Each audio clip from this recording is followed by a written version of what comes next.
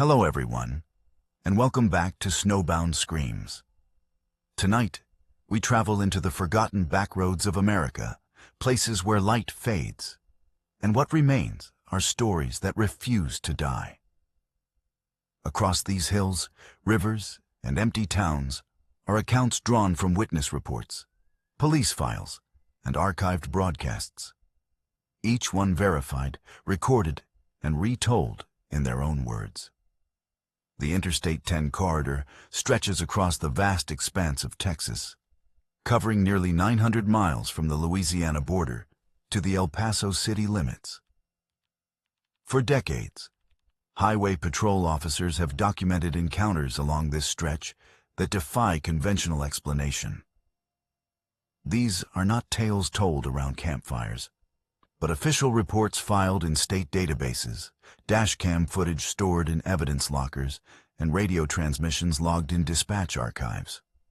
What follows are 8 verified incidents that occurred along this particular stretch of highway between 2003 and 2018. Each involves Texas Department of Public Safety personnel encountering phenomena that would forever alter their understanding of reality.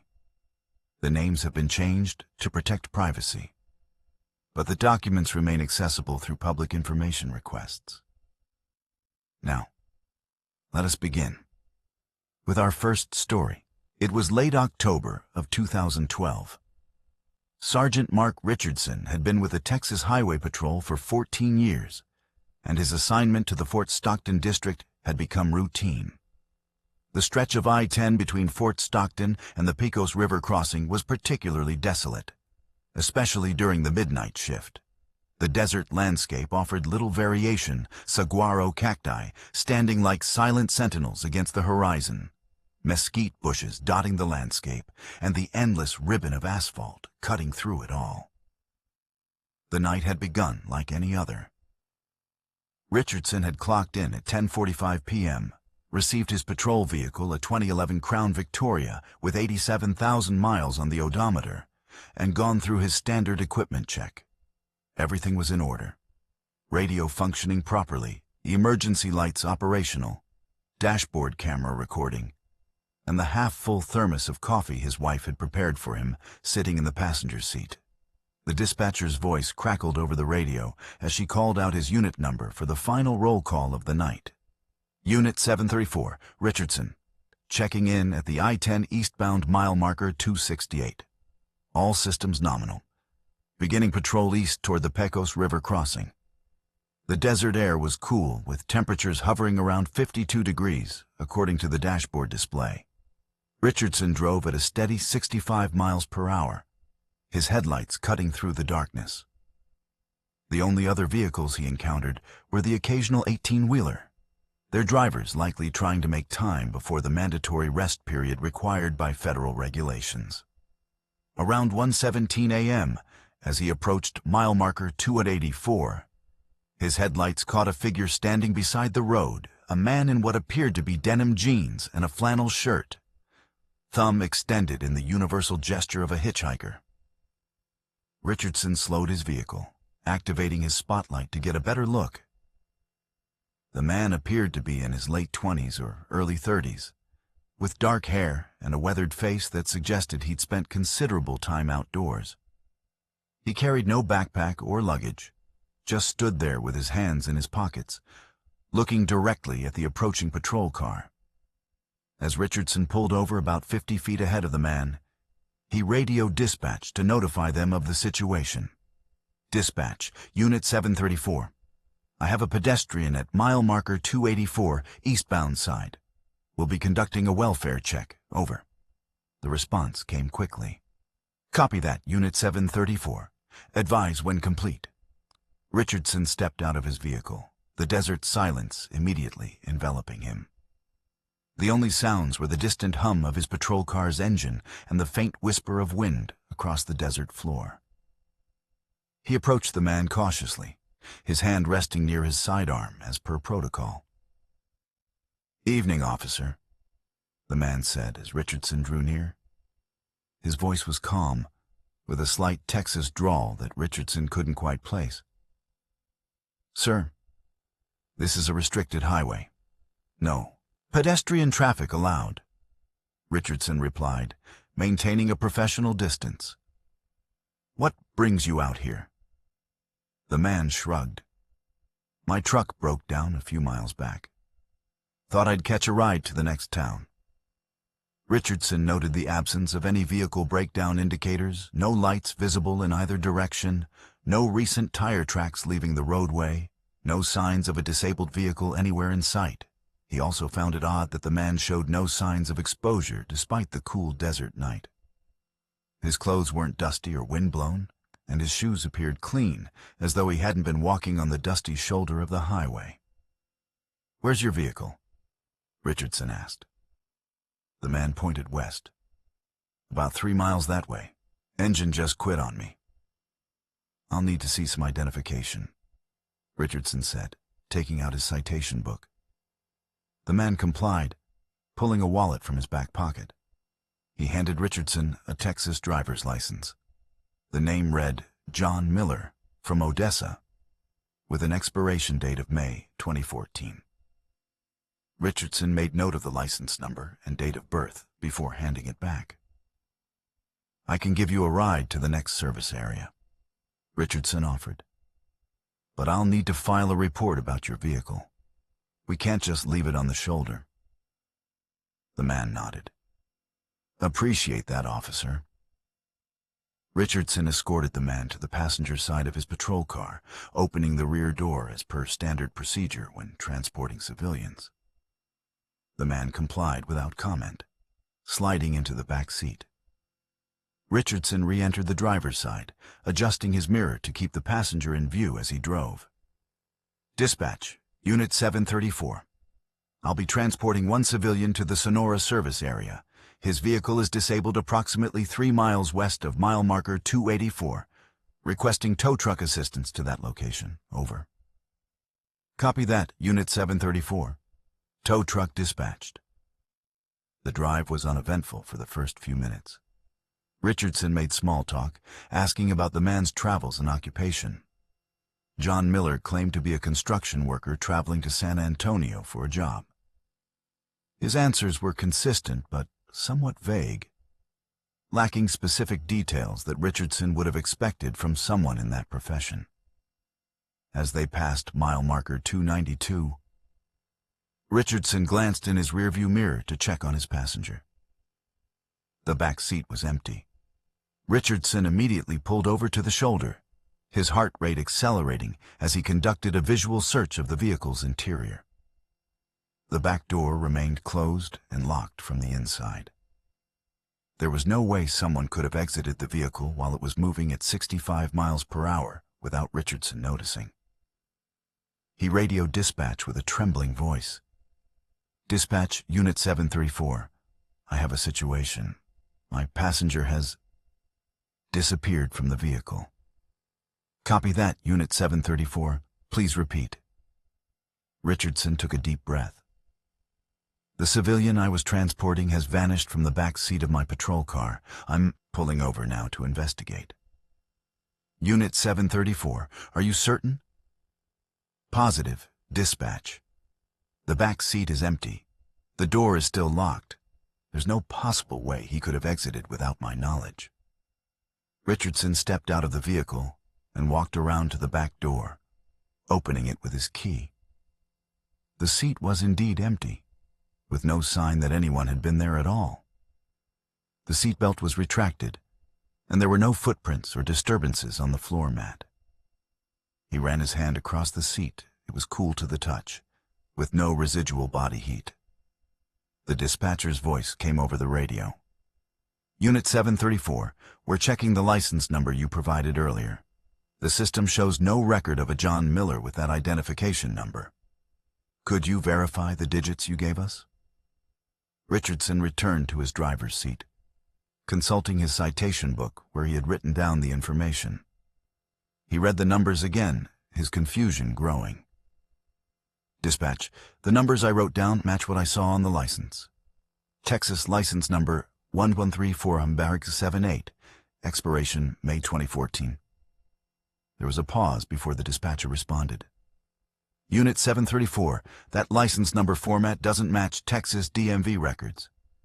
And the expiration date you provided is for a license that would have expired 8 years ago. Richardson felt a cold realization creep over him. He had been certain of what he had seen: the license, the man, the entire encounter. Yet the evidence was suggesting something impossible. Dispatch, I'm returning to the location where I picked up the passenger to conduct a search. Copy that, Unit 734.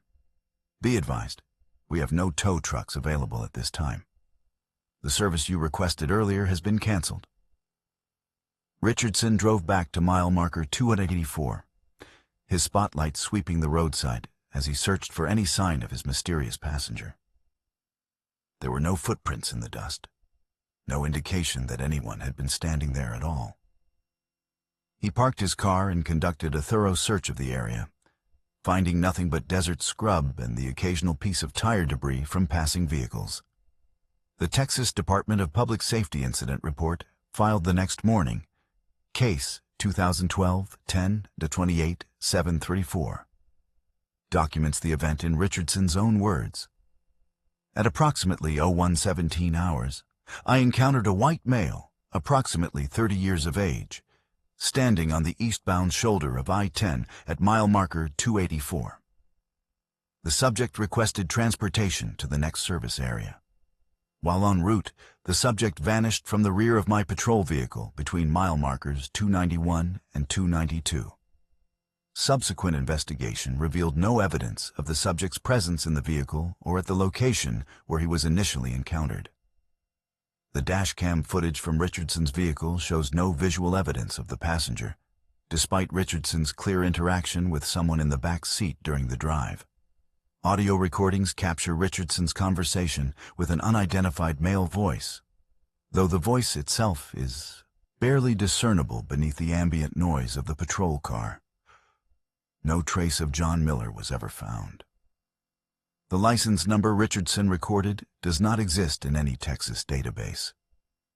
Several other officers have reported similar encounters with vanishing hitchhikers along this stretch of I-10 over the years, though none have documented their experiences as thoroughly as Richardson did that October night. It was early March of 2007. Trooper Jessica Martinez had transferred to the Van Horn district just 3 months prior, seeking a quieter posting after 7 years in the congested corridors of Houston. The vast openness of West Texas appealed to her: the endless horizons, the minimal traffic, and the predictable rhythm of highway patrol work. Her husband had remained in Houston to finish his contract with the fire department, promising to join her once his service was complete. The evening of March 12th began with typical West Texas weather: clear skies, temperatures in the low 60s, and a gentle breeze from the west. Martinez had reported for duty at 3 p.m., taking over the eastbound patrol of I-10 from the Culberson County line to the Reeves County line, a stretch of approximately 45 miles. Her vehicle, a 2006 Crown Victoria, with just under 40,000 miles, was in excellent condition. Recently serviced and equipped with the latest radar and communication technology. By 9:47 p.m., Martinez had completed her routine patrol and was parked in the median turnaround at mile marker 142, completing her activity log when the first call came in. Dispatch to all units in the vicinity of mile marker 150. Multiple reports of a reckless commercial vehicle eastbound. Description: older model 18-wheeler, dark blue or black, no visible company markings or license plates. Proceed with caution. Martinez acknowledged the call, pulling onto the eastbound lanes and accelerating to catch up with traffic. The reports continued to come in from civilian drivers, some claiming the truck was traveling at speeds exceeding 100 miles per hour, others describing erratic lane changes without signaling. What made these reports unusual was their consistency. Typically, descriptions of reckless drivers vary significantly between witnesses, but in this case, Everyone described the same vehicle with remarkable similarity. As Martinez approached mile marker 148, she spotted the truck ahead. It was exactly as described, a dark blue 18-wheeler, seemingly from the 1970s or early 1980s based on its design, with no company logo or duty number visible on its cab or trailer. The vehicle was maintaining a steady speed of approximately 80 miles per hour, swerving occasionally between lanes without signaling. Martinez activated her emergency lights and siren, closing the distance between her patrol car and the truck. The driver showed no immediate response, continuing at the same speed and pattern of movement.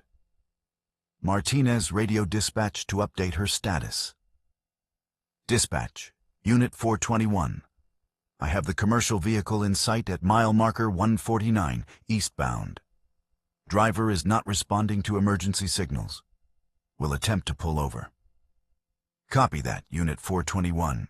Proceed with caution. Martinez maneuvered her patrol car behind the truck, activating her PA system. Driver of the commercial vehicle, pull over to the right shoulder immediately. Still no response. The truck continued its eastward journey, maintaining speed despite the flashing lights and siren. Martinez increased her speed to 90 miles per hour, drawing alongside the truck on the left side.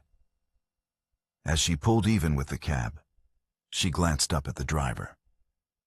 The cab was empty.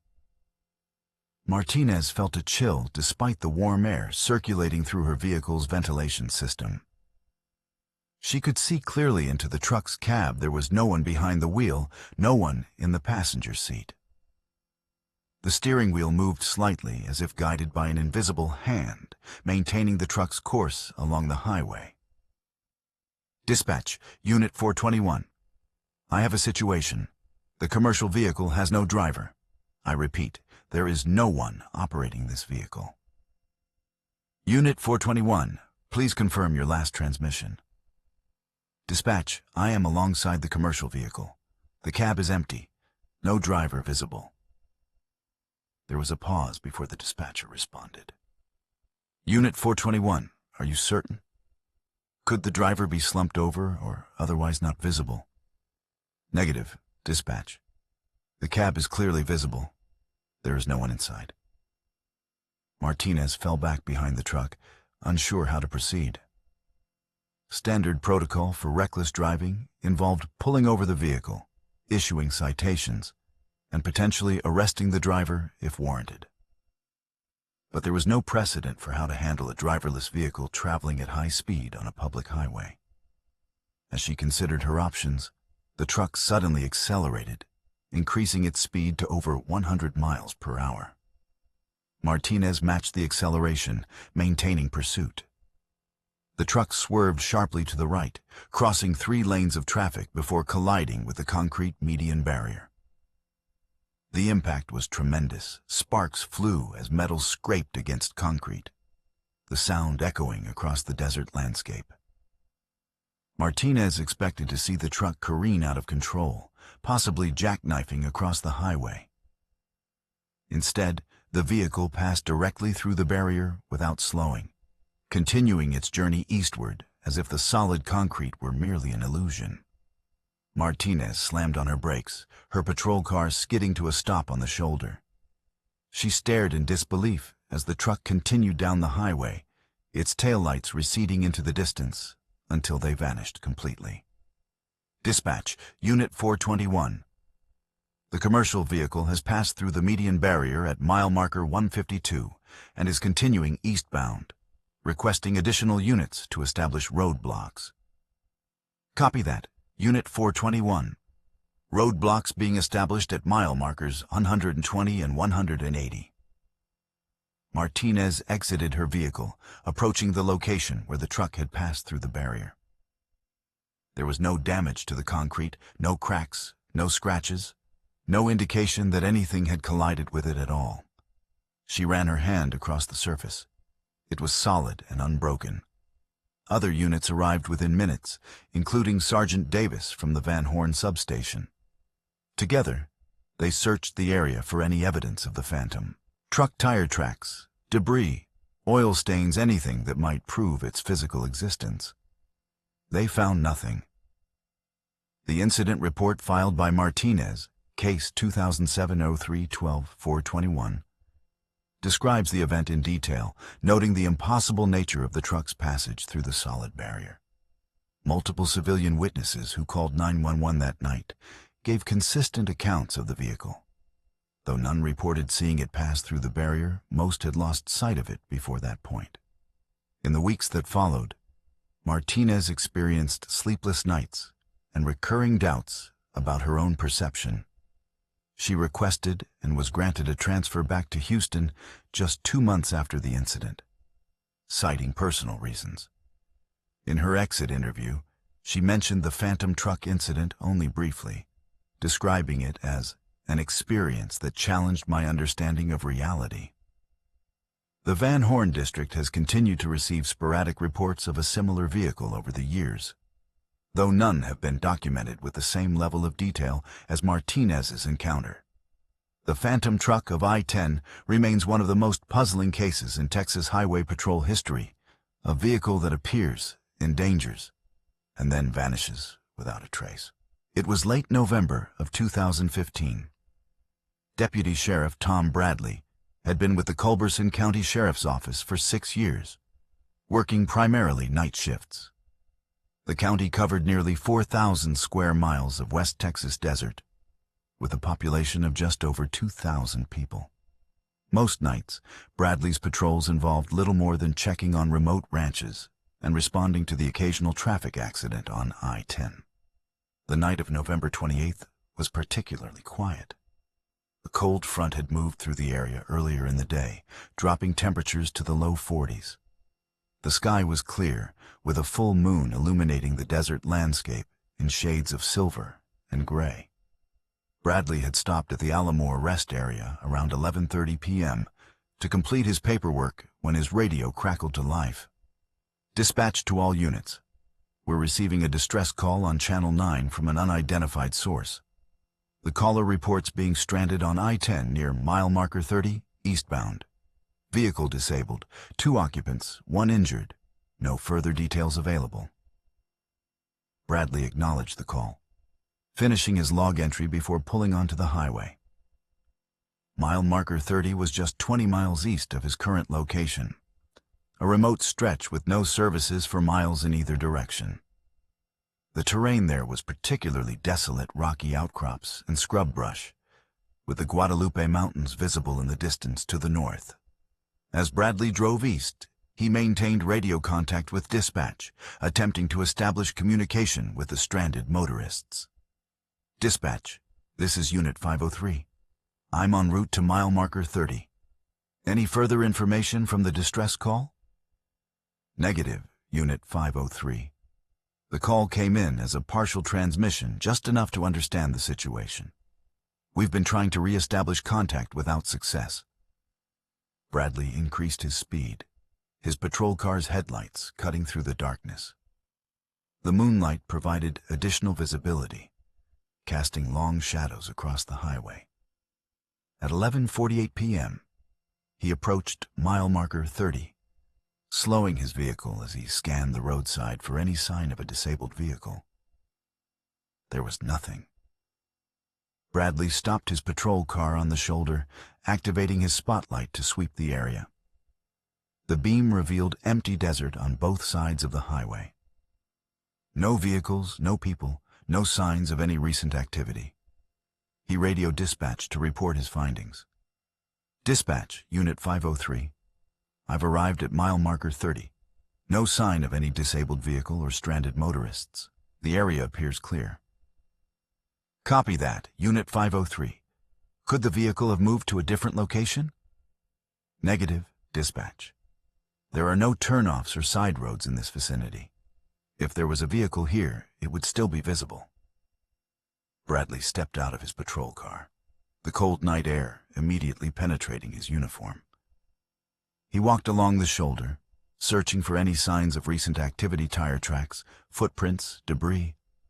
The ground was hard-packed dirt and rock, showing few impressions from passing vehicles.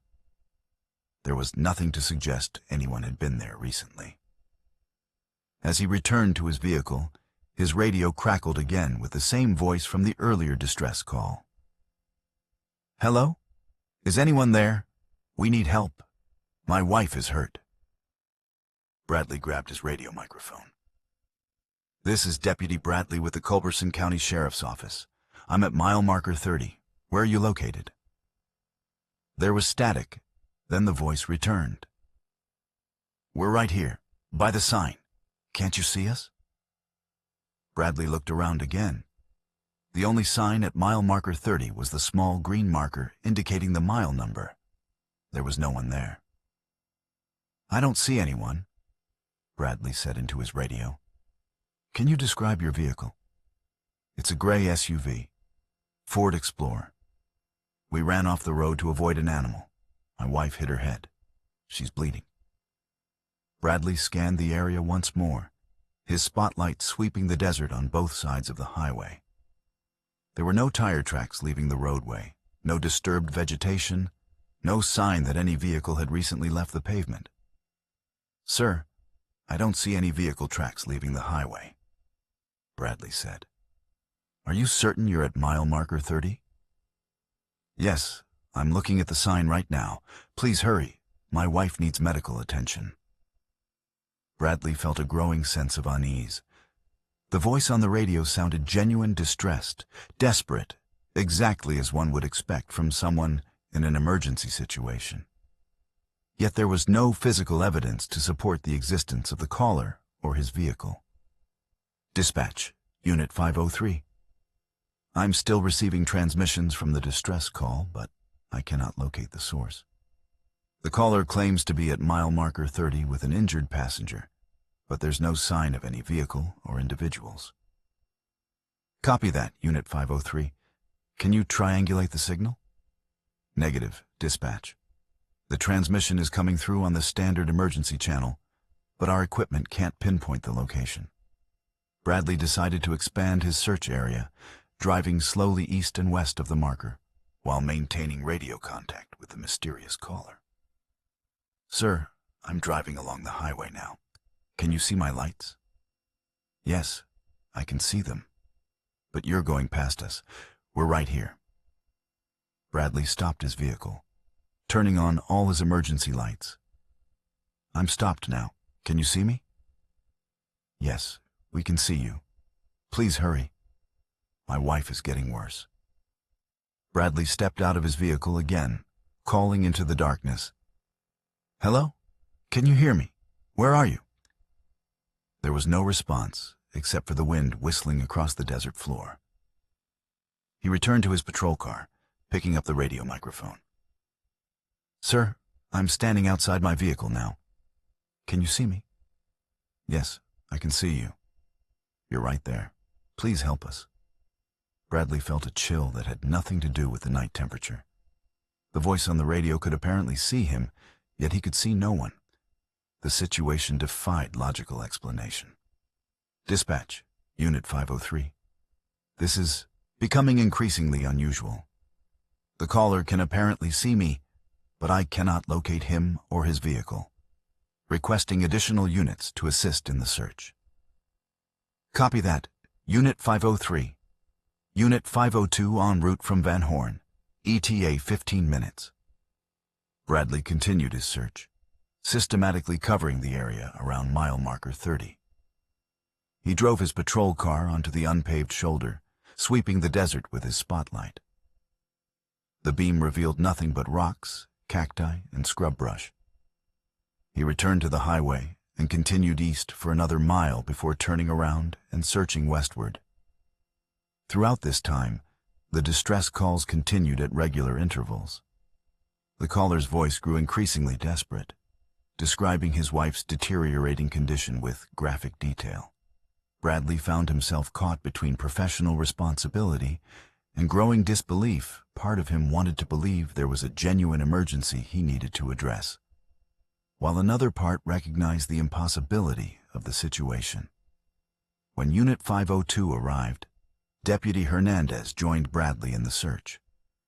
Together, they conducted a thorough investigation of the area, using both patrol cars' spotlights and thermal imaging equipment. They found no evidence of any vehicle or individuals. Hernandez suggested they try a different approach. "Let's turn off all our lights and listen. Maybe we can hear something."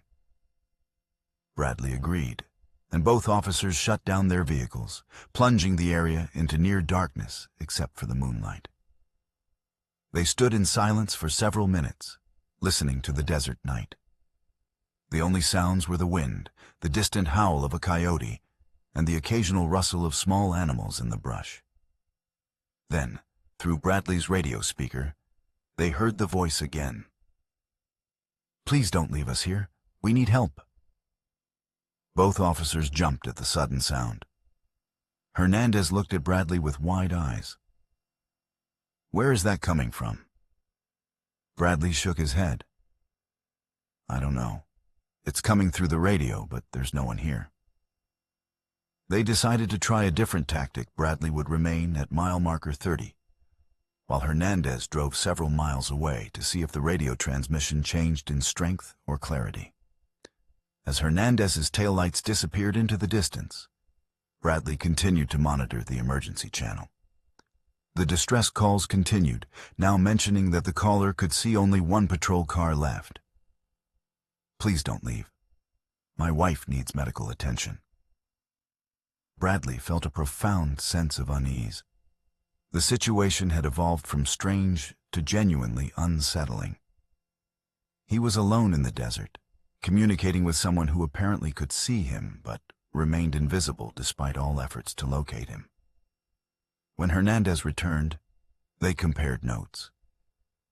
The radio transmission had remained consistent throughout, with no change in strength or clarity regardless of distance. This was physically impossible. Radio signals should have weakened as Hernandez moved away from the source. By 3:30 a.m., after more than 3 hours of searching, the officers decided to conclude their investigation. They had exhausted all reasonable explanations and found no evidence to support the existence of the distressed motorists. The incident report filed by Bradley, Case 2015-11-28-503, documents the strange occurrence in detail, noting the physical impossibility of the radio transmission's behavior. In the weeks that followed, Bradley experienced difficulty sleeping and found himself constantly looking over his shoulder while on patrol. He requested a transfer to the day shift, which was granted after 6 months. The other deputies in the department were aware of what had happened that night, though few spoke of it openly. Some admitted privately that they had heard similar stories from older officers, tales of phantom distress calls from stranded motorists who were never found. The distress call from nowhere remains one of the most perplexing cases in Culberson County law enforcement history, a voice from the void, pleading for help that could never be provided, from victims who may never have existed at all. It was early September of 2010. Trooper David Chen had been with the Texas Highway Patrol for 8 years, working primarily the night shift along the I-10 corridor between Junction and Sonora. The 150-mile stretch was known for its rugged beauty, limestone cliffs rising from the desert floor, the Llano River winding through the landscape, and the occasional glimpse of wildlife darting across the highway. Chen appreciated the solitude of night patrol, the quiet hours when he could reflect on his life and career. The evening of September 5th began unremarkably. Chen had reported for duty at 9 p.m., receiving his patrol vehicle, a 2009 Crown Victoria, with approximately 50,000 miles, and completing his equipment check. The weather was typical for early September in central Texas, hot and humid, with temperatures in the low 80s even after sunset. A light haze hung in the air, limiting visibility slightly, but not enough to affect driving conditions. By 1:15 a.m., Chen had completed his routine patrol and was parked in a scenic overlook just west of Junction, completing his activity log. The overlook provided a panoramic view of the surrounding landscape, with the highway stretching into the distance like a ribbon of light. As he finished his paperwork, his radio crackled to life. Dispatch to all units. We have a report of a disabled vehicle on the eastbound side of I-10 near mile marker 458. Caller reports engine failure and requests assistance. No injuries reported. Chen acknowledged the call, pulling onto the highway and heading east toward the reported location. Mile marker 458 was approximately 20 miles from his current position, in a particularly remote area with no nearby services. The road there cut through a series of limestone hills, with steep drop-offs on both sides and no shoulder to speak of. As Chen drove, he maintained radio contact with dispatch, requesting additional information about the disabled vehicle. Dispatch, this is Unit 617. Any further details on the disabled vehicle at mile marker 458? Negative, Unit 617. The call came in as a brief transmission, just enough to understand the situation. We've been trying to re-establish contact without success. Chen increased his speed, his patrol car's headlights cutting through the humid night air. The highway curved through the hills, limiting visibility to a few hundred feet ahead. At 1:42 a.m., he approached mile marker 458, slowing his vehicle as he scanned the roadside for any sign of a disabled car. There was nothing. Chen stopped his patrol car on the narrow shoulder, activating his spotlight to sweep the area. The beam revealed empty highway ahead, and behind no vehicles, no people, no signs of any recent activity. He radioed dispatch to report his findings. Dispatch, Unit 617. I've arrived at mile marker 458. No sign of any disabled vehicle. The area appears clear. Copy that, Unit 617. Could the vehicle have moved to a different location? Negative. Dispatch. There are no turnoffs or side roads in this vicinity. If there was a vehicle here, it would still be visible. Chen decided to search the area more thoroughly, driving slowly east and west of the marker while maintaining visual contact with the roadside. The limestone hills created deep shadows that could potentially conceal a vehicle, though Chen found it unlikely that anyone would choose such a dangerous location to pull over. As he passed mile marker 459, his headlights caught something unusual, a flicker of light in the distance, as if from another vehicle's emergency flashers. The light appeared to be coming from around the next curve, approximately half a mile ahead. Chen accelerated, his anticipation growing. As he rounded the curve, he saw what appeared to be a late-model sedan pulled over on the right shoulder, its emergency flashers pulsing in the darkness. He slowed his patrol car, pulling in behind the disabled vehicle. As he approached on foot, Chen noted that the sedan appeared to be a recent model Toyota Camry, silver in color. The driver's side door was open, but there was no one visible inside or outside the vehicle. Chen called out as he drew near. "Hello, Texas Highway Patrol. Is anyone here?" There was no response. Chen approached cautiously, his hand resting near his sidearm, as per protocol. He peered inside the vehicle. It was empty, with no signs of struggle or damage. The keys were in the ignition, turned to the accessory position, which explained why the emergency flashers were operating. Chen radioed dispatch to update his status. Dispatch, Unit 617. I've located a vehicle at approximately mile marker 460. Silver Toyota Camry, emergency flashers activated, but no occupants visible. License plate reads Texas 7XYZ. Running the plate now. Copy that, Unit 617. Standing by. As Chen waited for dispatch to run the license plate, he conducted a search of the immediate area. The ground was rocky and uneven, with sparse vegetation that showed few signs of disturbance. There were no footprints visible, no indication of where the occupants might have gone. The dispatcher's voice came over the radio. Unit 617. That license plate comes back to a 2012 Toyota Camry registered to a James Wilson in San Antonio. However, The vehicle is reported as stolen in a case filed yesterday. Chen felt a surge of adrenaline. Copy that, dispatch. I'll approach the vehicle as a potentially stolen vehicle, requesting backup. Backup en route from Caraville. ETA 20 minutes. Chen approached the vehicle more cautiously now, aware that it might be connected to criminal activity. He noted that the vehicle appeared to be in good condition, with no visible damage that would explain a breakdown. The fuel gauge showed 3/4 of a tank, suggesting that the vehicle hadn't run out of gas. As Chen examined the vehicle's exterior, he noticed something odd. The car's registration sticker showed an expiration date of August 2013, nearly 3 years in the future from the current date of September 2010. Chen double-checked his watch. It was indeed 2:17 a.m. on September 6, 2010. He radioed dispatch again. Dispatch, Unit 6117.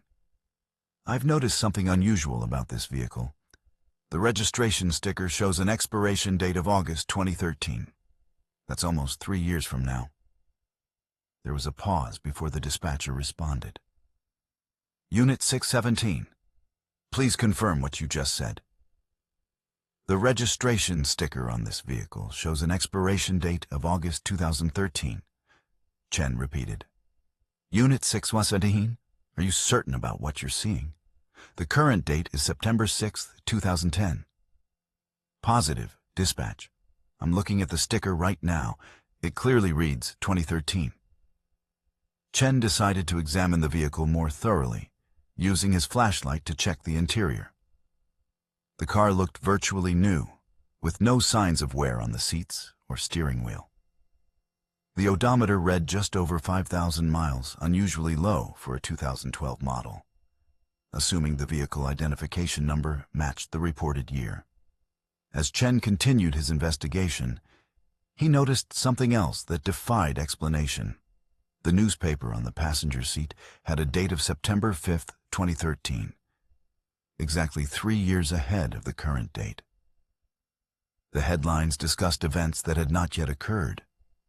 A mayoral election in San Antonio, a stock market milestone, and a hurricane that had not yet formed. Chen felt a growing sense of disorientation, as if he had stepped into an alternate reality. He took out his phone to check the date. It confirmed September 6, 2010.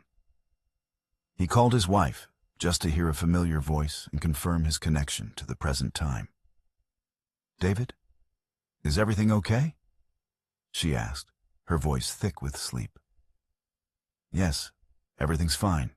Just checking in, Chen said, not wanting to worry her with the strange events of his night. After the call, Chen returned to the mysterious vehicle, now more convinced than ever that something beyond his understanding was occurring. He decided to document everything as thoroughly as possible, taking photographs with his department-issued camera and making detailed notes. When backup arrived 20 minutes later, Trooper Rodriguez joined Chen in investigating the vehicle. Rodriguez confirmed everything Chen had observed: the future registration sticker, the dated newspaper, the unusually low mileage on what appeared to be a newer model vehicle.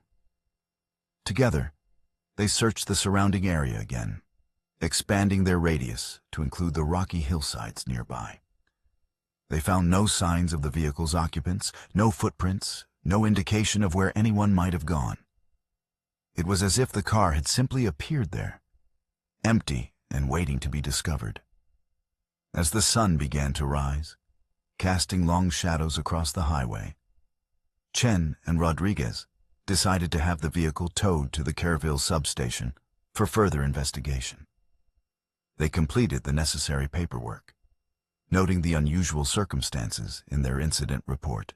Case 2010-09-06617.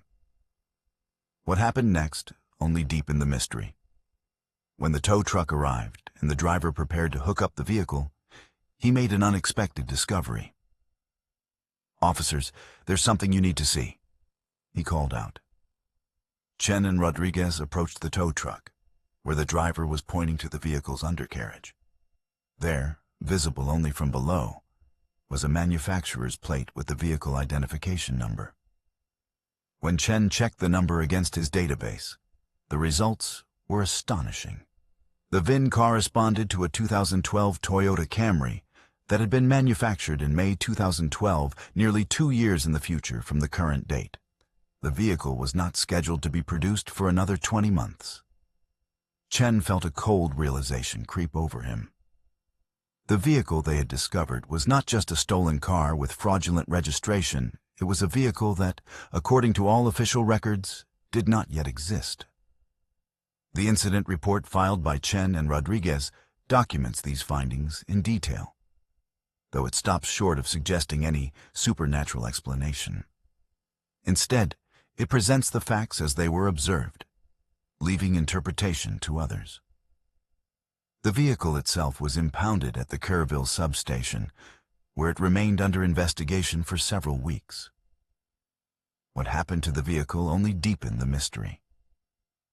3 days after it was impounded, during a routine inventory check, the vehicle disappeared from the secured impound lot. There was no sign of forced entry, no indication of how it had been removed. Security cameras showed nothing unusual. The vehicle simply vanished between routine checks.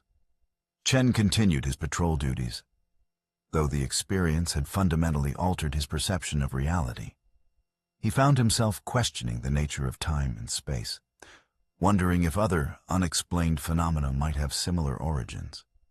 He never spoke publicly about the incident, though it remained a topic of quiet discussion among those who had been involved. The time displacement incident remains one of the most puzzling cases in Texas Highway Patrol history, a vehicle from the future, discovered in the present, only to disappear again without explanation. For Chen and those who witnessed it, the experience served as a humbling reminder of how much remains unknown about the nature of reality itself. It was late January of 2016.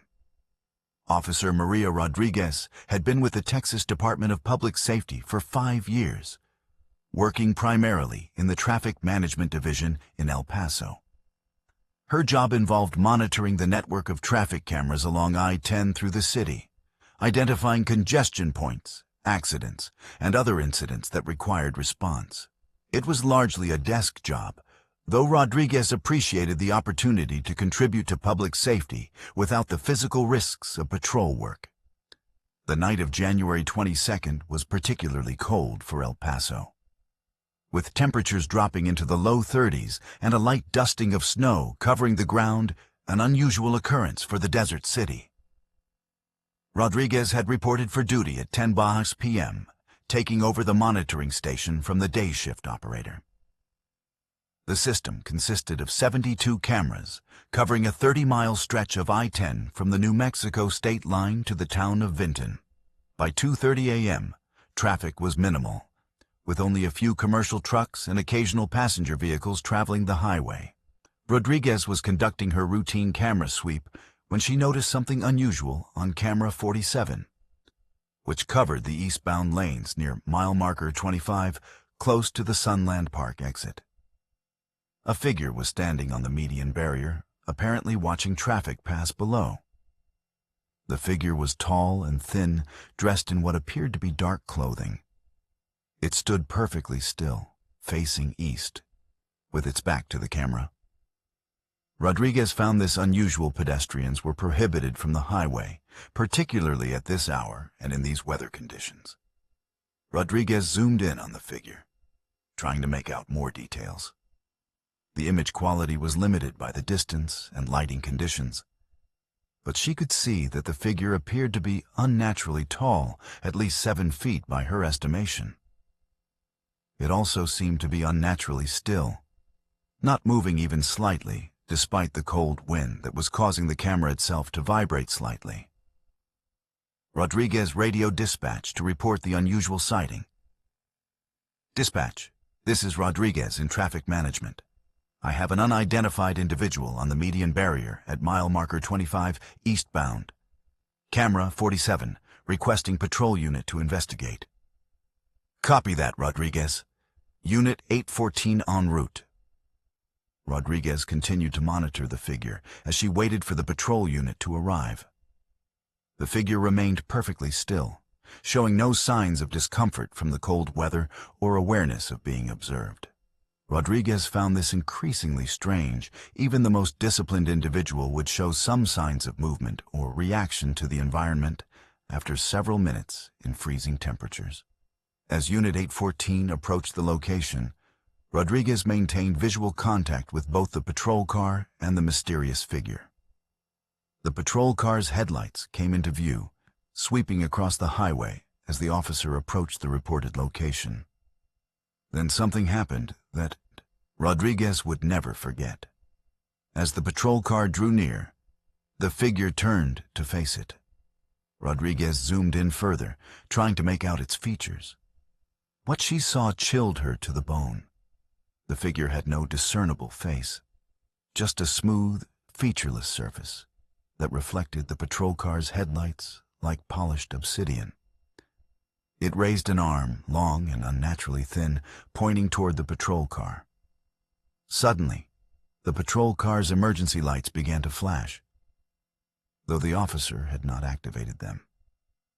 The vehicle swerved sharply, nearly colliding with the concrete barrier before correcting its course and accelerating away at high speed.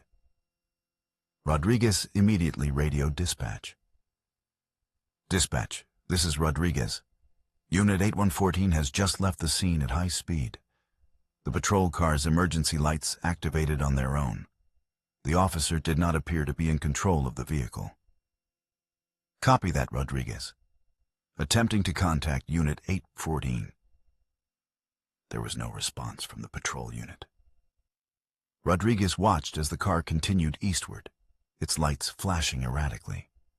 Then, without warning, the vehicle veered off the highway, crashing through the guardrail and plunging down an embankment.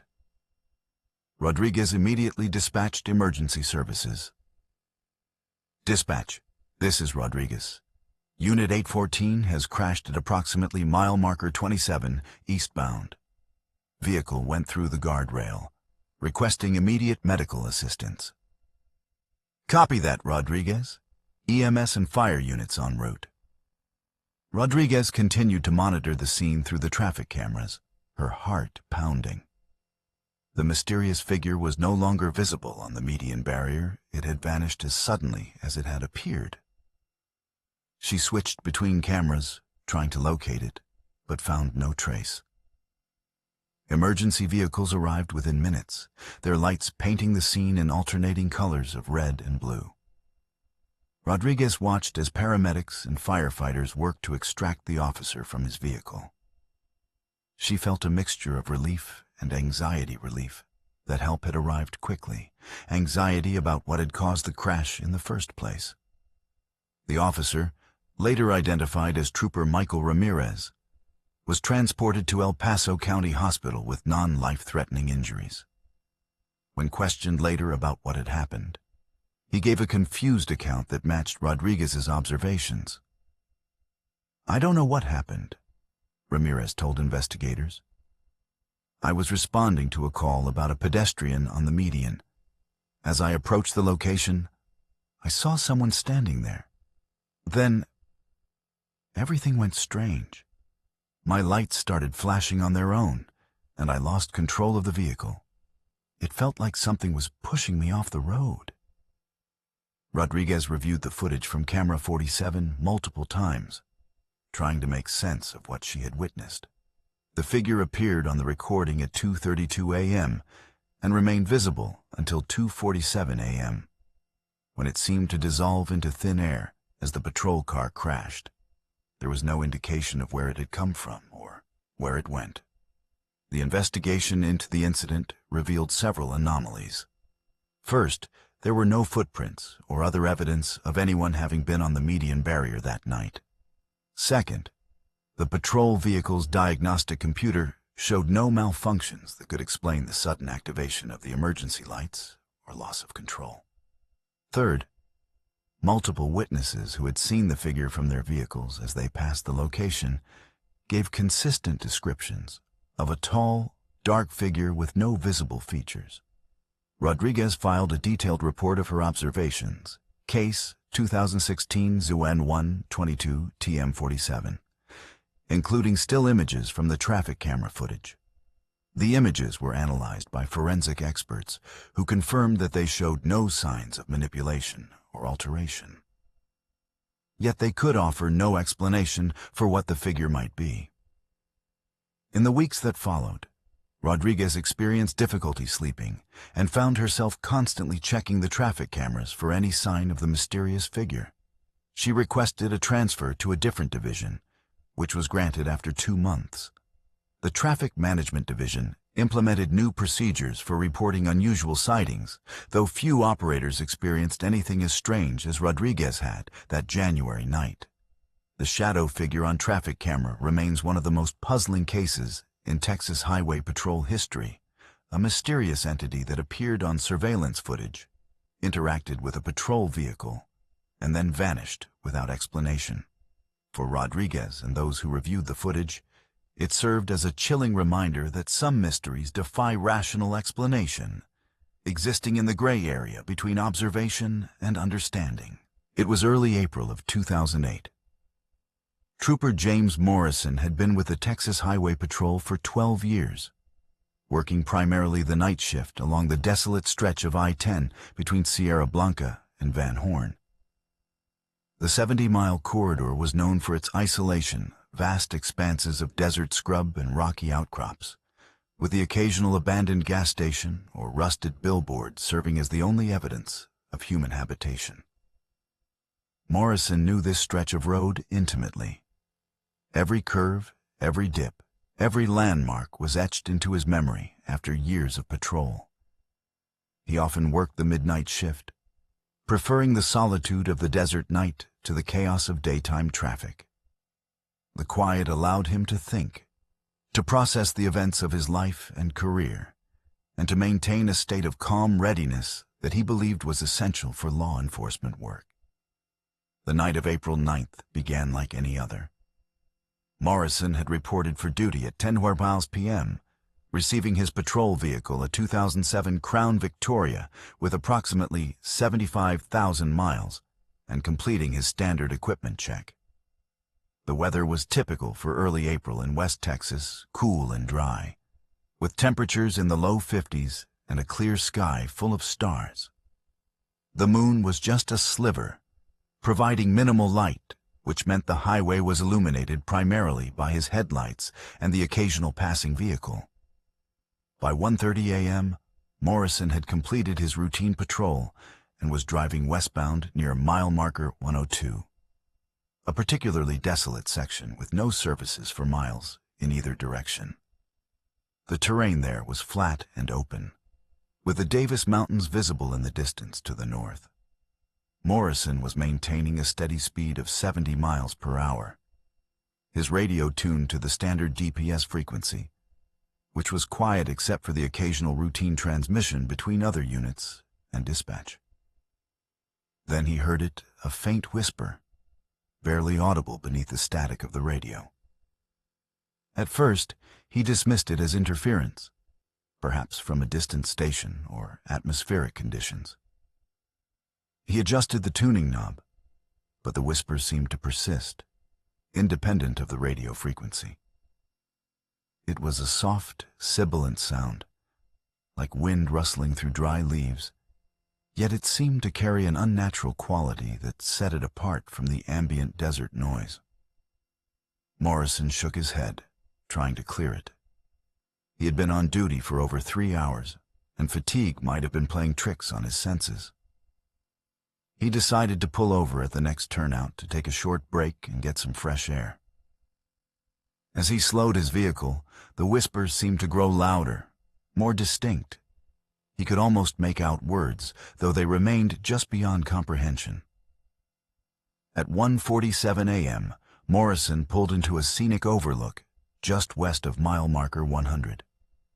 He killed the engine, plunging the area into near silence, except for the gentle whispering sound that seemed to come from all directions at once. He stepped out of his patrol car, the cool night air immediately refreshing him. He walked to the edge of the overlook, gazing out at the desert landscape bathed in starlight. The whispering followed him, now seeming to emanate from the rocks and scrub brush surrounding the overlook. Morrison felt a growing sense of unease. This was not normal radio interference, nor was it a product of his imagination. The sound was real, tangible, and deeply unsettling. He returned to his patrol car, deciding to try a different approach. He turned off the radio completely, hoping to eliminate the source of the whispering. To his astonishment, the sound continued, now seemingly coming from inside the vehicle itself. It was clearer than before, and Morrison could begin to distinguish individual voices, though they spoke in overlapping layers that made comprehension difficult. Morrison felt a chill that had nothing to do with the night temperature. He started the engine, turning on the patrol car's emergency lights to illuminate the area. The rotating red and blue beams painted the desert landscape in eerie, shifting colors, creating deep shadows that seemed to move with a life of their own. The whispering grew louder still, now forming coherent words and phrases. Morrison could hear his name being spoken, not once, but multiple times, by different voices. "James. James. Can you hear us?" The voices seemed to come from just behind his head, as if someone were sitting in the back seat of his patrol car. Morrison spun around, his hand instinctively moving to his sidearm. The back seat was empty. He turned back to the front, his heart pounding. The whispering continued, now seeming to come from the passenger seat beside him. "We've been waiting for you, James. There's so much we need to tell you." Morrison felt a profound sense of violation. His personal space, his vehicle, his very name had been co-opted by whatever phenomenon was occurring. He grabbed his radio microphone, his hand trembling slightly as he pressed the transmit button. "Dispatch, this is Unit 719. I'm experiencing unusual auditory interference at the scenic overlook west of mile marker 100, requesting assistance." The response came immediately. "Copy that, Unit 719. What type of interference are you experiencing?" Morrison struggled to describe what was happening. "It's voices, whispering. They seem to be coming from inside my vehicle." There was a pause before the dispatcher responded. "Unit 719, are you certain? Your transmission is clear on our end." "Positive, dispatch," Morrison said, his voice strained. "The voices are continuing even now, as I speak to you." "Unit 719, backup is en route from Van Horn, ETA 20 minutes. As Morrison waited for backup, the whispering became more intense, more personal. The voices began to mention details from his life, his childhood in Dallas, his service in the Army, his daughter's recent birthday party. These were not random pieces of information, but specific, intimate details that only he and a few others would know. "Sarah liked the pony you got her, James," one voice whispered. "But she was afraid of the clown." Morrison felt a cold realization creep over him. This was not random harassment or a technological prank.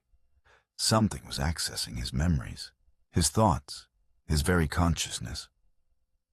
He felt a sudden, intense pressure in his head, as if his brain were being squeezed by an invisible force. The whispering now formed a coherent narrative, telling the story of his life in intimate detail. "You joined the Army right after high school, didn't you, James? Basic training at Fort Hood, then deployment to Iraq. You saw things there that you've never told anyone about, things that still wake you up at night." Morrison felt his carefully constructed composure beginning to crack. He had indeed served in Iraq, and he had indeed witnessed events that he had never shared with anyone, not his wife, not his therapist, not even his fellow veterans. These were memories he had deliberately buried, yet now they were being recounted by unseen entities inside his patrol car. "Stop it," Morrison said aloud, his voice barely a whisper. Please stop. The voices ignored his plea, continuing their relentless narration of his life's most private moments. You remember that night in Baghdad, don't you, James? The checkpoint. The car that wouldn't stop. The family inside. You still see their faces in your dreams, don't you? Morrison felt tears welling in his eyes. He had never spoken of that incident to anyone, yet these voices described it with perfect accuracy, including details that only he could have known. He felt exposed, violated, stripped of all privacy and defense. As the backup unit approached, its lights visible in the distance, the whispering suddenly stopped. The silence that followed was more profound than any Morrison had ever experienced. It was a heavy, oppressive silence that seemed to absorb all sound and light. The backup unit, driven by Trooper Davis, pulled into the scenic overlook. Davis exited his vehicle, approaching Morrison's patrol car cautiously. James, are you okay? Davis called out. Morrison took a deep breath, trying to compose himself.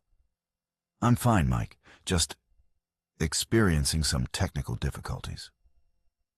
Davis looked around the area, his flashlight beam sweeping the surrounding landscape. What kind of difficulties? Dispatch said you were hearing voices. Morrison nodded. They were detailed, personal. They knew things about me that no one should know. Davis listened patiently, his expression showing concern rather than disbelief. Are they still here? Morrison shook his head. They stopped just before you arrived. The two officers conducted a search of the area, looking for any evidence that might explain the phenomenon. They found nothing, no footprints, no tire tracks other than their own, no signs of any electronic equipment that might have been used to transmit the voices. The desert landscape offered no clues, no shelter for someone who might have been playing an elaborate prank. The incident report filed by Morrison, case 2008-04-09719, documents the event in detail, though it stops short of suggesting any supernatural explanation. Instead, it presents the facts as they were observed, leaving interpretation to others. Morrison was placed on administrative leave pending a psychological evaluation, which he passed with no issues. He returned to duty 2 weeks later, though he requested a transfer to a different district, which was granted after 3 months. In the years that followed, Morrison rarely spoke of what had happened that April night. The experience had fundamentally altered his perception of reality, leaving him with a lingering sense of vulnerability and a profound distrust of the quiet desert nights he had once found so comforting. The Whispering Highway remained a mystery, an unexplained phenomenon that defied rational explanation and left those who experienced it forever changed. It was late May of 2019.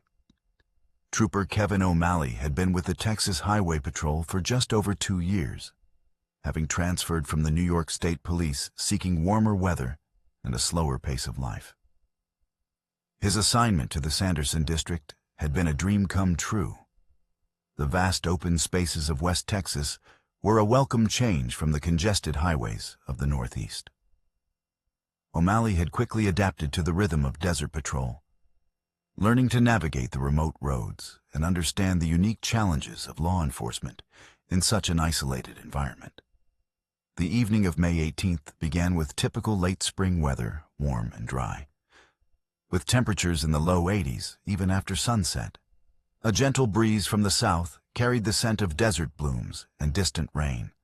O'Malley had reported for duty at 9:00 p.m., taking over the westbound patrol of I-10 from the Sanderson substation to the Langtree area, a stretch of approximately 50 miles.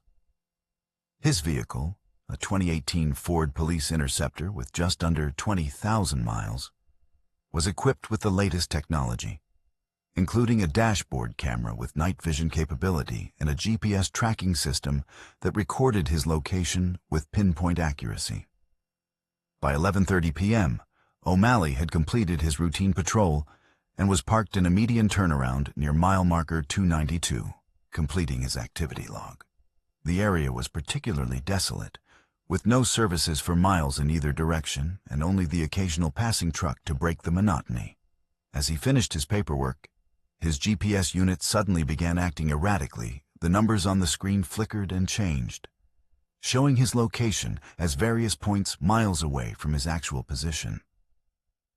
O'Malley restarted the GPS unit, thinking it might be a temporary glitch. The system rebooted, but the problem persisted.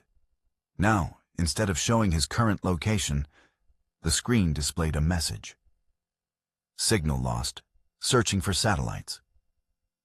O'Malley found this unusual. The GPS system in his patrol vehicle was military-grade and rarely lost signal, even in remote areas. He radioed dispatch to report the issue. Dispatch, this is Unit 822. I'm experiencing GPS malfunction at the turnaround near mile marker 292. The system can't acquire signal. Copy that, Unit 822. We're showing your location clearly on our end. No issues with our tracking system. O'Malley checked his dashboard display, which showed his location accurately. The problem seemed to be isolated to the handheld GPS unit he used for secondary navigation. He decided to continue his patrol, figuring the unit might need to be serviced when he returned to the substation.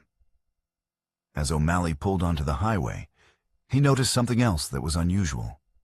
The mile markers seemed to be out of sequence.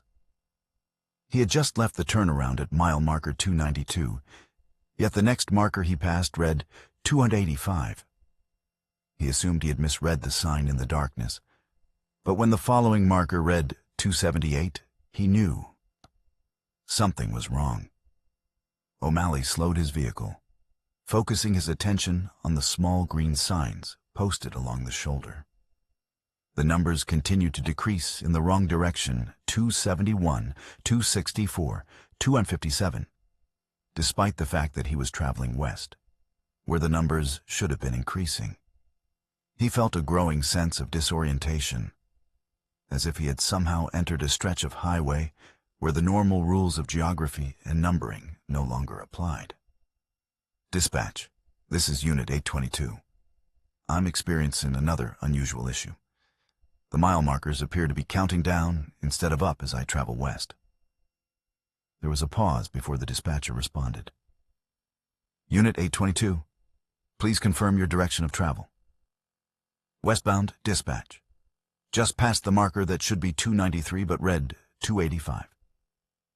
Unit 822, our system shows you traveling westbound, and the mile markers should indeed be increasing in that direction. Are you certain you're reading the signs correctly? O'Malley pulled over to the shoulder, stopping his vehicle directly next to one of the markers. He shined his flashlight on the sign. It clearly read 250. He had traveled less than 10 miles from the turnaround at marker 292. Yet the numbers suggested he had gone over 40 miles in the wrong direction. Dispatch, I'm stopped next to a marker that reads 250. This is physically impossible based on the distance I've traveled. Copy that, Unit 822. We're going to send another unit to your location to verify. As O'Malley waited for the backup unit to arrive, he decided to document the unusual mile markers with his dashboard camera. He drove slowly westward, recording each sign as he passed it. The numbers continued to decrease in sequence 243, 236, 229, creating a mathematical impossibility that defied all logic and reason. The backup unit, driven by Sergeant Ramirez, arrived approximately 15 minutes later.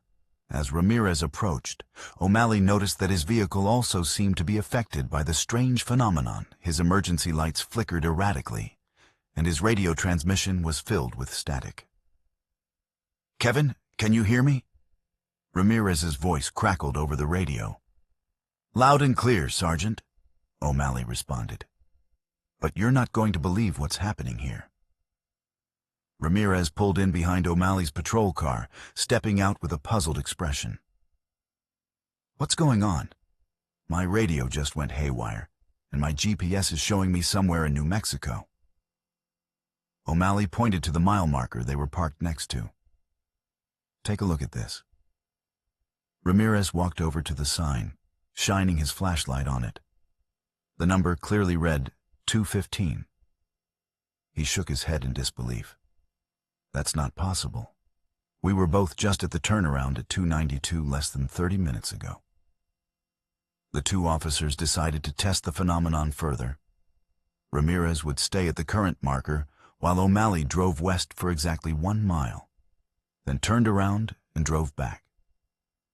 They measured the distance using their patrol cars, odometers, which were calibrated for accuracy.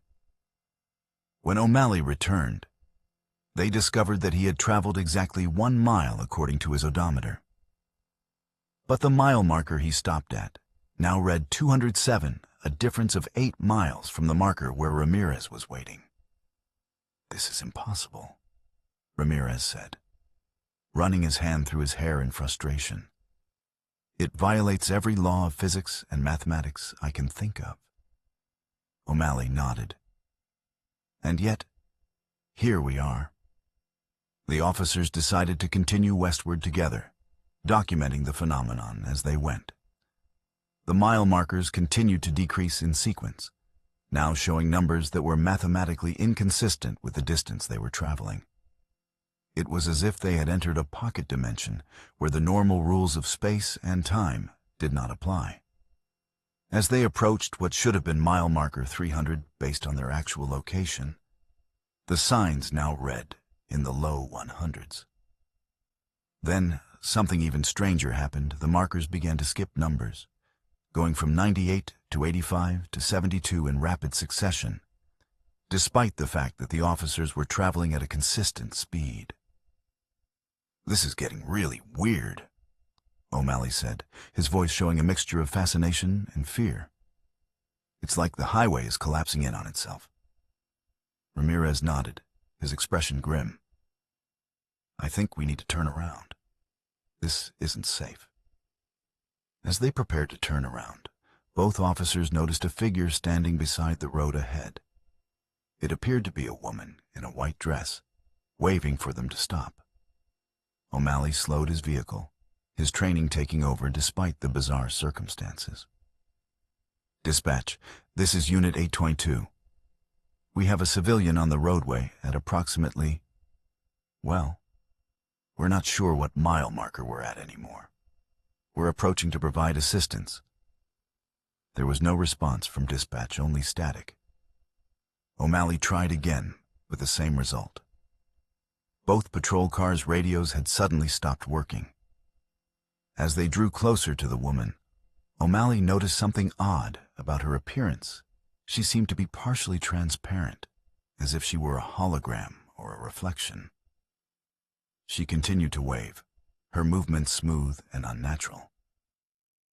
"I don't like this, Kevin," Ramirez said over the radio, which had suddenly started working again. "Something's not right about her." O'Malley agreed. "Let's keep our distance." As they slowed to a stop about 50 feet from the woman, she began to walk toward their vehicles. With each step, her form became more transparent, until she vanished completely before their eyes. At the same moment, the mile markers around them began to flicker, changing numbers rapidly before settling on the correct sequence: 299, 300, 301. The officers looked at each other in stunned silence. Whatever phenomenon had affected the highway and their equipment had suddenly resolved itself, leaving them disoriented and questioning what had just occurred. "Dispatch, this is Unit 822. Can you read me now?" "Loud and clear, Unit 822. We lost your signal for about 5 minutes. Is everything okay?" Ramirez responded this time. "Dispatch, we're not sure. We experienced some unusual phenomena, but everything appears to be normal now." The incident report filed by O'Malley and Ramirez.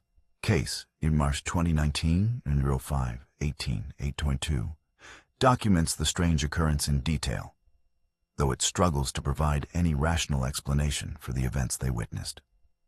The dashboard camera footage from O'Malley's vehicle shows the mile markers changing in impossible sequences, though the woman in white does not appear on the recording. In the weeks that followed, both officers experienced difficulty processing what had happened. They underwent additional training and evaluation, which found no issues with their performance or mental health. The incident was discussed quietly within the department, with some officers suggesting that electromagnetic anomalies or atmospheric conditions might have been responsible, while others believed they had witnessed something truly unexplainable. The vanishing mile marker remains one of the most puzzling cases in Texas Highway Patrol history. A temporary breakdown in the laws of physics and mathematics that defied all attempts at explanation and left those who experienced it with a profound sense of wonder and unease. For O'Malley and Ramirez, it served as a humbling reminder that even in our modern technological world, there are still mysteries that lie beyond our understanding. It was early August of 2004. Sergeant Ben Carter had been with the Texas Highway Patrol for over 20 years, spending the last decade as a supervisor in the Fort Stockton district. He had seen it all: multi-car pileups, high-speed chases, tragic accidents that claimed lives.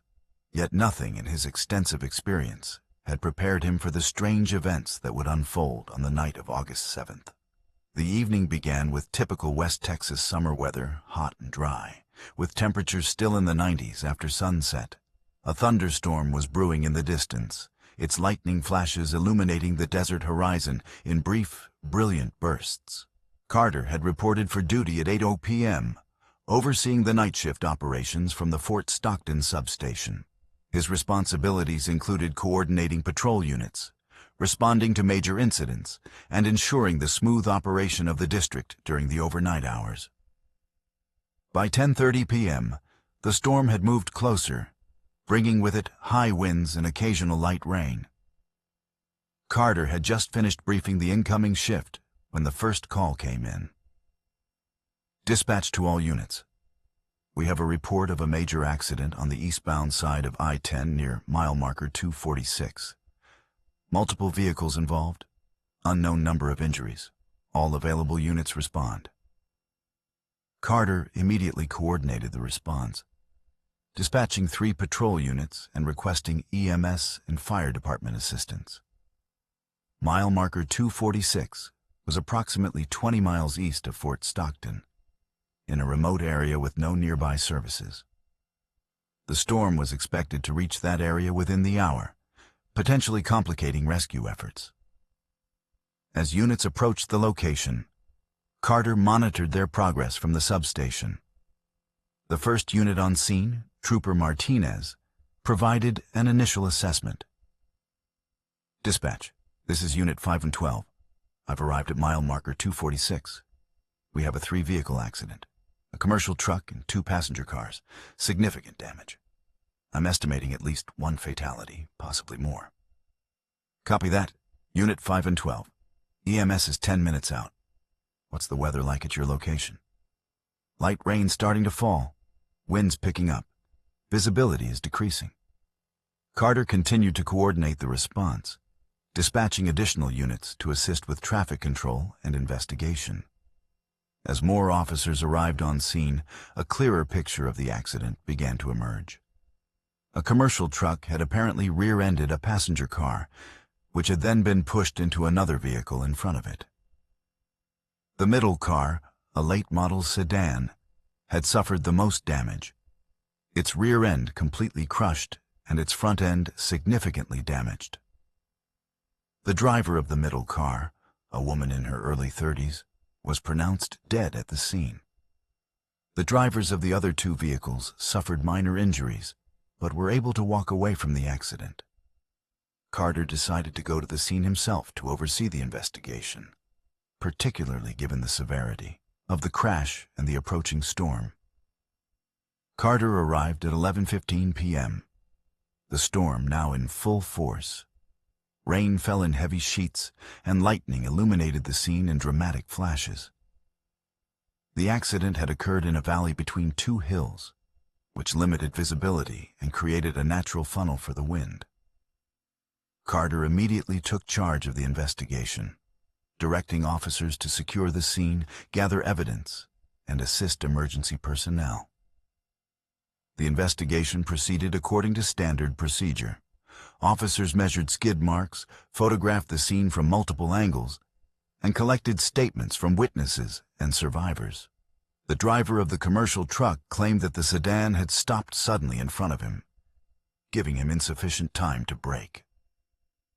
The driver of the lead car confirmed that the sedan had indeed stopped abruptly, though she couldn't explain why. Carter examined the deceased driver's vehicle, noting that there were no mechanical issues that would have explained the sudden stop. The driver appeared to have been alone in the car, with no passengers or obvious reasons for her behavior. The investigation was proceeding according to protocol until Carter noticed something unusual.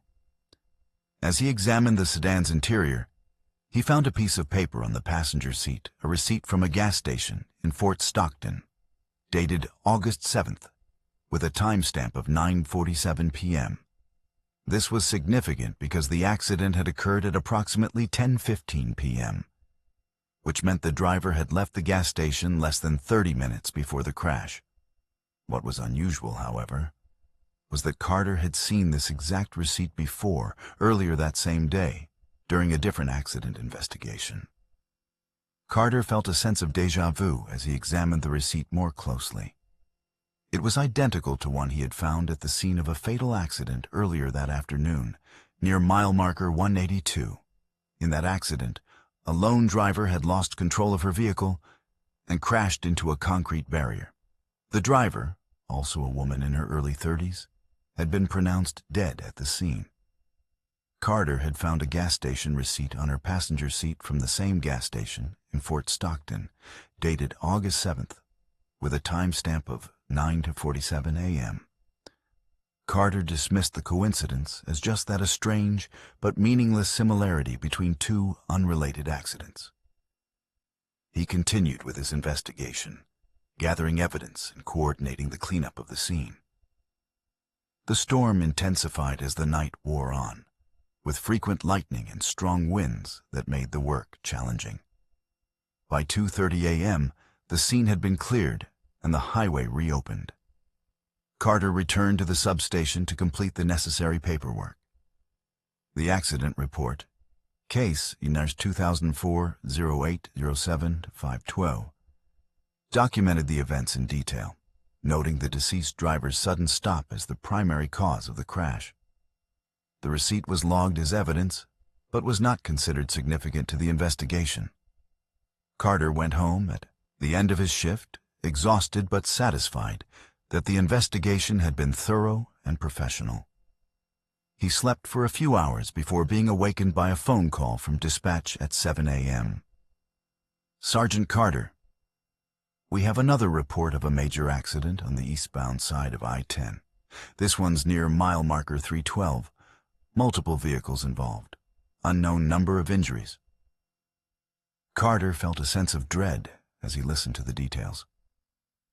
Mile marker 3-12 was approximately 60 miles east of the previous night's accident, in another remote area with no nearby services. He immediately got dressed and drove to the substation, preparing to coordinate another response. As he arrived at the substation, he was briefed on the situation. The accident involved 3 vehicles, a commercial truck, and 2 passenger cars with significant damage and at least 1 fatality. The details were remarkably similar to the previous night's crash, though Carter dismissed this as a coincidence given the common patterns of highway accidents. When Carter arrived at the scene, his sense of dread intensified. The accident was almost identical to the one from the previous night. A commercial truck had rear-ended a passenger car, which had then been pushed into another vehicle in front of it. The middle car, a late-model sedan, had suffered the most damage. its rear end completely crushed and its front end significantly damaged. The driver of the middle car, a woman in her early 30s, was pronounced dead at the scene. The drivers of the other two vehicles suffered minor injuries, but were able to walk away from the accident. The storm had passed, leaving the air cool and fresh, but the scene felt somehow familiar to Carter, as if he were experiencing a recurring dream.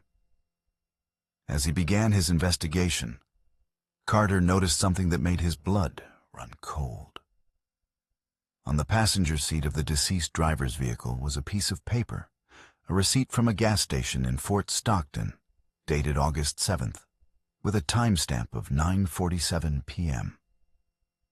It was identical to the receipt he had found at the scene of the previous night's accident, and nearly identical to the one from the accident the previous afternoon. Carter felt a profound sense of unease. This was no longer a coincidence. It was a pattern, and one that defied rational explanation.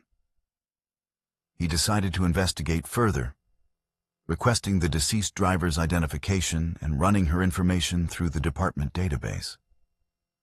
What he discovered only deepened the mystery. The driver's name was Jennifer Martinez, a 32-year-old teacher from San Antonio. Carter immediately recognized the name. It was the same as the driver who had died in the previous night's accident, and the same as the driver who had died in the accident the previous afternoon.